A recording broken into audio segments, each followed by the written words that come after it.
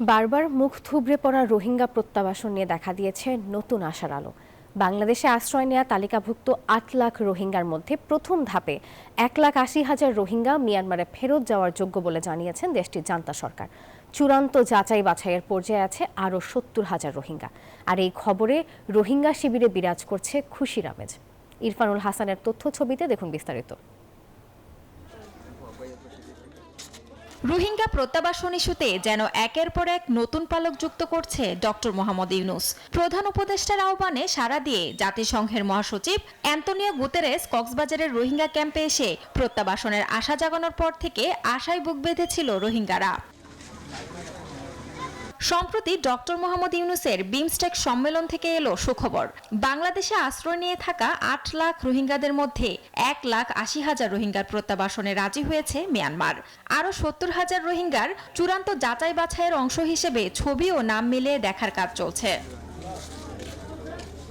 বর্তমান সরকারের কূটনীতিক তৎপরতায় শরণার্থী শিবিরের প্রত্যাবাসন নিয়ে আবারও আশায় বুক বাঁধছেন রোহিঙ্গারা। দুনিয়ারে জানাইয়ারে যে হনো সুরতে আর বর্মা সরকারের দিবা বলে আশা করি। আই ডাইরেক্ট সার দনো ইন্দার গো আর শুধু হুগদানি লই। বান্ডেল থাকলে প্রতি সেনমানিতে টাকা বাঁচবে।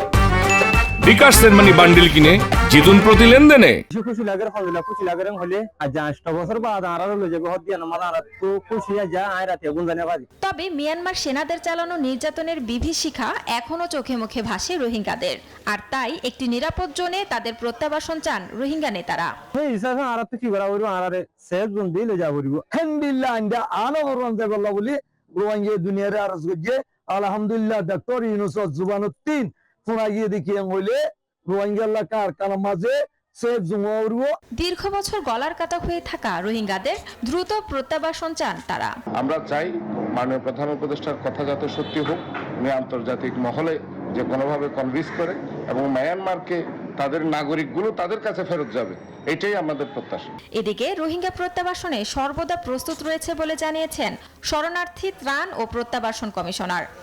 আমরা তো সবসময় প্রস্তুত ছিলাম, 18-তে প্রস্তুত ছিলাম, 19-এ প্রস্তুত ছিলাম, 23 সালেও প্রস্তুত ছিলাম, এখনো প্রস্তুত আছি। খাদ্য সংকটের মেঘ সরানোর পর প্রত্যাবাসনেও ডক্টর মোহাম্মদ ইউনূসকেই ভরসা রাখছে রোহিঙ্গারা।